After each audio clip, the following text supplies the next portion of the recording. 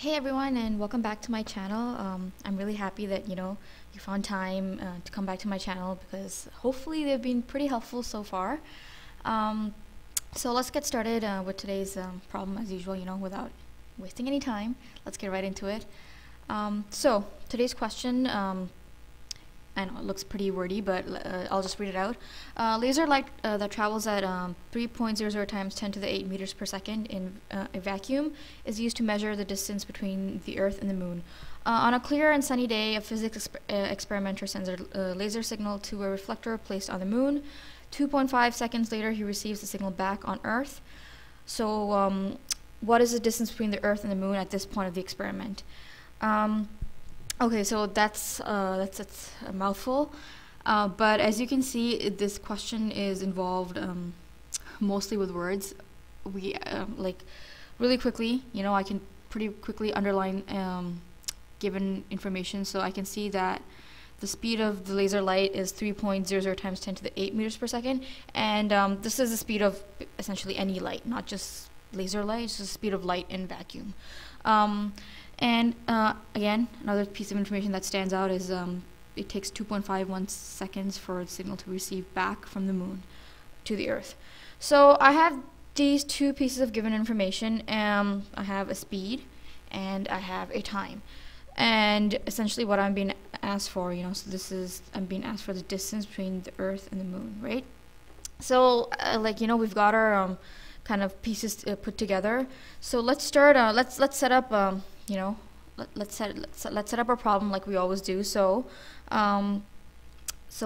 any given information we have, always the g.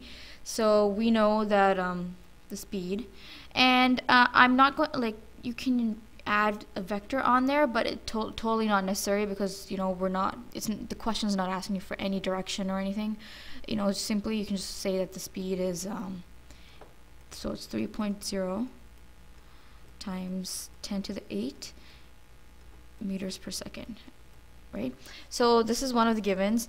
Another thing we saw from the question is that it takes 2.51 seconds for a signal to arrive back on Earth. Now, I know your first instinct would be to write, okay, so that's awesome, delta t equals 2.51 seconds. And that's not quite the case, because let's have a look at the question once again. So the experimenter sends a laser signal to the reflector placed on the Moon. So the light goes from the Earth to the Moon, hits the reflector, it's reflected back, so it travels from the Moon back to the Earth, and that takes 2.51 seconds. So the laser light is kind of doing a round trip. It's a round trip that takes 2.51 seconds. It's not a one way. So saying that the time it takes from the Earth to the Moon or the Moon to the Earth is 2.51 seconds would be wrong. Because think of it this way: when you book your airline fare, you have two options. You have like the websites like Expedia.ca. Let's say it asks you, are you looking for a one-way ticket or are you looking for a round trip? One way would mean, so if you're going from, I don't know, just choose your favorite city. So let's say you're going from Miami to, LA. And then you're staying in LA, you're not coming back. So that would be one way. Yeah, that would be a one-way ticket. But if you wanted to go from Miami to LA and then back to Miami, so your round trip would be Miami, LA, LA, Miami, right? So that would be a round trip, and that would be a totally different price, right? Because it's double the travel. So same with this, it's double the time it's taking because we're talking about the round trip the light makes from the Earth to the Moon, and then from the Moon it hits the reflector and then back to the Earth. So that's double the time that we're looking for, essentially. So I wouldn't write delta t equals 2.51. Delta t, in fact, equals 2.51 divided by 2, and this essentially gives you I believe 1.255 seconds. So I really hope my analogy kind of made sense.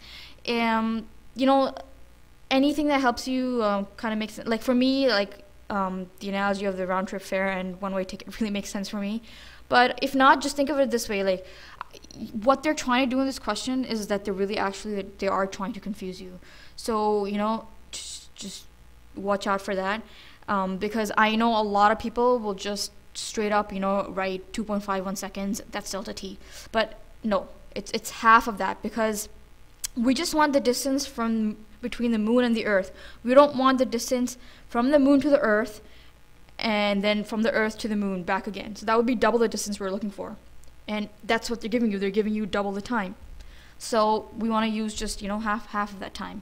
So we're going to use delta t equals 1.255 seconds, which is just half of the time they gave us. So we have this set out. What are we looking for? We are looking for delta d. So we're looking from the distance from, it doesn't matter, you can say earth to the moon, right? And just one way distance. I'm not looking for earth to the moon and then from moon to the earth back, just earth to the moon, which is why I'm essentially using this time, right?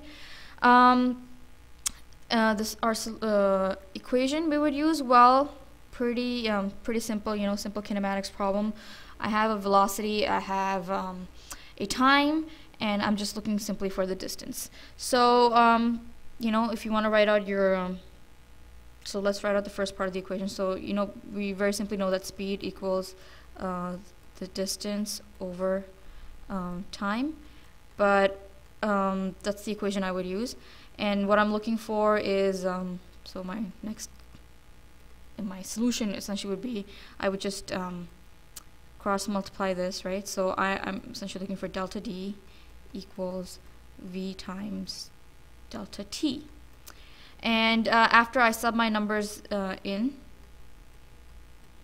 I should essentially get so 3.00 meters per no, that's not 3. It's times 10 to the 8, huge number, meters per second. I'm kind of running out of space, so I won't write the units. And time, very, very important. It's 1.255 seconds. So essentially this should give you a really big number, so 3765, and then there's like 5 zeros, so 1 2 3 4 5, and of course the units, meters, very simply, because we're like, you know, you don't even need to like go back and convert anything. We've been dealing in meters, and you know, everything's in meters so far.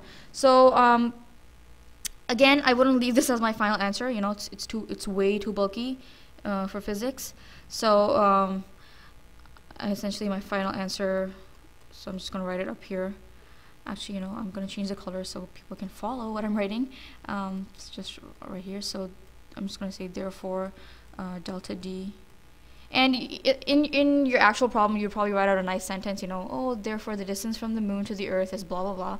But just for, you know, sake of time and sake of space, and like it's kind of really hard to write on the whiteboard here. So I'm just gonna, you know, write delta d equals and put it in scientific notation very simply. So in scientific notation, it would be 3.76 times 10 to the 8 meters. So that would be your final answer right here. And the way I'm getting 3.76 times 10 to the 8, so I just everything so far you can see from the problem itself, we've been dealing with so we've been dealing with, you know, with 3 significant digits. So the actual velocity they gave us, so you know, we got 1 significant digit, 2 and 3. But the time they gave us 1 2 3, so we've been dealing with 3 significant digits throughout the problem. So your final answer should really be in 3 significant digits. So when looking at this huge number here, you would just take your 3.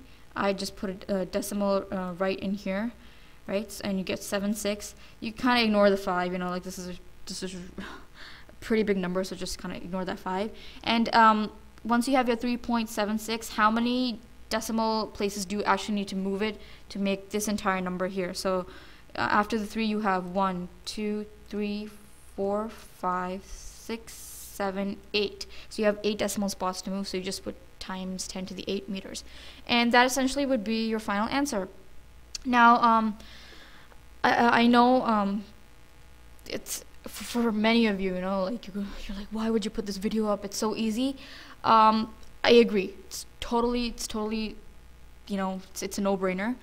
except for the part where I know a lot of you are going to use this as your delta t, and please don't do that. You know, you're gonna have the right equation, and you know you're just gonna put the wrong number in. It's not gonna be fun when you know you get it wrong.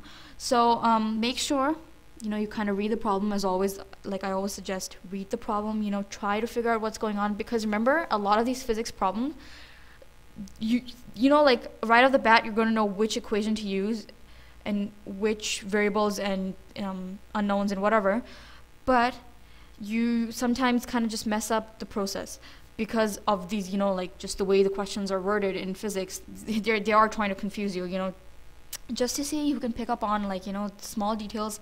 So again, remember remember the round trip. So one way versus, you know, round trip.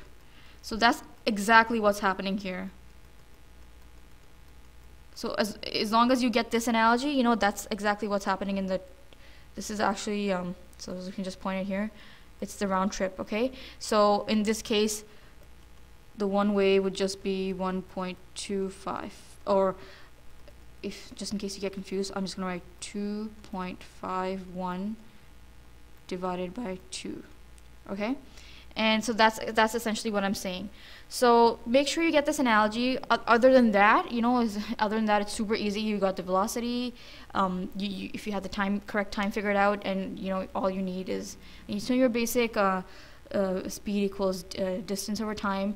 And you know, again, like I said, don't really need any vectors on there because we're not dealing with direction. But other than that, it's a really easy problem.